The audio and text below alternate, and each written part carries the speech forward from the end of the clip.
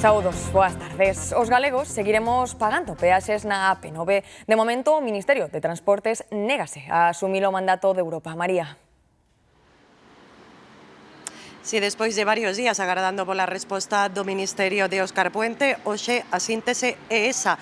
Os galegos continuarán pagando as peaxes da AP9. Precisamente esta mañá remataba o prazo dado por Bruxelas ao Goberno de España para cumplir coa normativa comunitaria e liberalizar tamén a autopista, pero esta mesma mañá tamén o Ministerio de Transporte remitiulles un comunicado revocando esta decisión. Agora a pelota novamente en Bruxelas, en Europa, que serán os que decidan se acoden os tribunais. Toca agardar e toca seguir pagando a todos os galegos e a todos os que circulen pola AP9. Chegou a hora de decidir e o Ministerio de Transportes non asume eliminar as peaxes da AP9. O Departamento de Óscar Puente recurre o ditame da Unión Europea e deixa nas mans de Bruxelas a decisión final. A Comisión xa falou claro, xa lle dixo a España que a prórroga da concesión foi ilegal e que se non actuaba levaría o caso ao Tribunal de Xustiza. Todos somos conscientes que calquer pronunciamento, sea nun sentido ou sea noutro, vai a derivar nun conflito xudicial.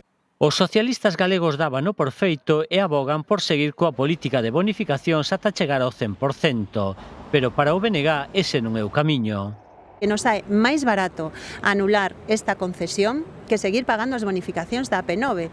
Os populares apuntan a Pedro Sánchez. Pois os galegos vamos a seguir pagando as peaxes máis altas de Europa por obra e gracia de Pedro Sánchez e de quen o apoia, entre eles o BNG. A Xunta, como os grupos parlamentarios, demanda ao Goberno a gratuidade e a plataforma impulsora deste procedimento arremete contra o Executivo e chama a mobilización.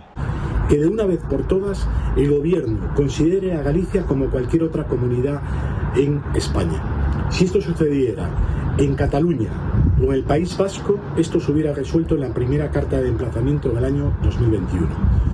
A día de hoxe, 4 de cada 10 euros que factura Audasa xa proceden das arcas públicas grazas aos traxectos bonificados. Os transportistas galegos tamén reclaman a gratuidade desta autoestrada AP9. Aseguran que as bonificacións que se aplican non son suficientes para garantir a súa competitividade. Din que as peaxes penalizan as empresas galegas fronte ás que operan noutros lugares con autoestradas gratuitas. A reclamación dos usuarios da AP9 é unánime.